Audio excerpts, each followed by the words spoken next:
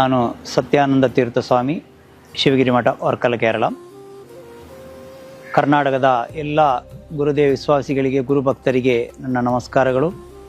ಗುರುದೇವರ ಮಹಾಸಂಕಲ್ಪದಂತೆ 93ನೇ ಶಿವಗಿರಿ ತೀರ್ಥಾಟನೆ ಇಲ್ಲಿಯ ಜಾತ್ರೆ ಡಿಸೆಂಬರ್ 30, 31, ಜನವರಿ 1 ತುಂಬ ವಿಜೃಂಭಣೆಯಿಂದ ನಡೆಯಲಿಕ್ಕಿದೆ.